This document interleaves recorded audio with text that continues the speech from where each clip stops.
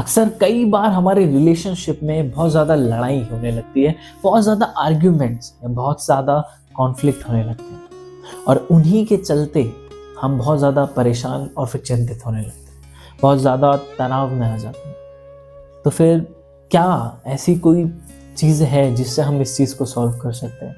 जी हाँ, बट उससे पहले अगर इस चैनल को सब्सक्राइब नहीं किया तो सब्सक्राइब ज़रूर करें। अपनी प्रॉब्लम, अपनी परिस्थिति नीचे कमेंट में ज़रूर बताएं और इस वीडियो को ज़्यादा से ज़्यादा ज़रूर शेयर करें। जी हाँ, तो क्या वो तरीका है जिससे हम इस चीज़ को सॉल्व कर सकते हैं? तो उसके लिए चलते हैं हमारी सुंदर कांड की सुंदर सी। जब हनुमान जी लंका में जा रहे थे माँ सीता का पता लगाने, तो उनके सामने सुरसा नामक जो राक्षसी थी वो आकर खड़ी हो गई और वो एक ऑब्स्टिकल बनकर खड़ी हो गई। तब हनुमान जी ने अपने रूप को विस्तार किया।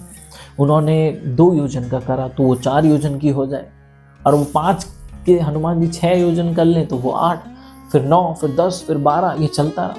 फिर हनुमान जी ने कहा यार अब बल से बात नहीं बन, तो अब बुद्धि का इस्तेमाल किया।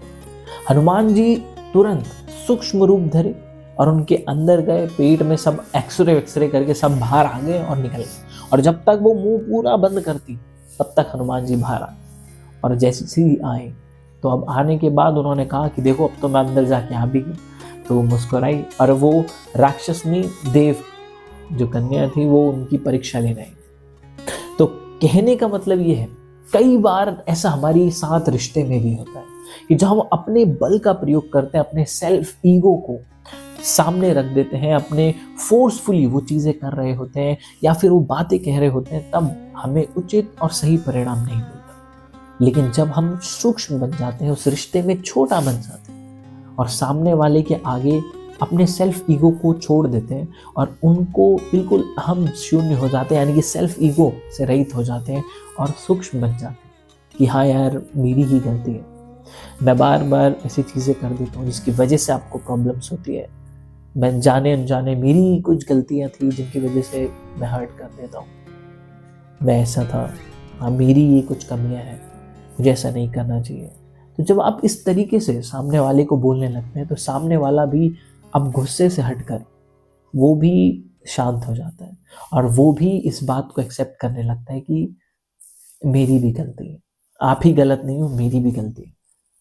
तो जब ऐसी चीज़ें होती हैं तो वो सामने वाला भी सूक्ष्म बनने लगता है, क्योंकि कई बार ऐसा इसीलिए होता है कि हम अपने सेल्फ ईगो को बहुत बढ़ाते हैं तो सामने वाला भी अपने ईगो में आ जाता है। तो इसीलिए अगर आप इस चीज़ को करें तो डेफिनेटली आप देखेंगे आपके रिश्ते में एक जो लड़ाइयाँ थी या जो प्रॉब्लम्स क्रिएट हो रही थी वो अब धीरे धीरे सॉल्व होती रहेंगी। ये वीडियो, ये टिप आपको कैसी लगी नीचे कमेंट करके ज़रूर बताएं और इस वीडियो को शेयर ज़रूर करें और चैनल को सब्सक्राइब करना ना भूलें। मिलते हैं नेक्स्ट वीडियो में। Till then take care.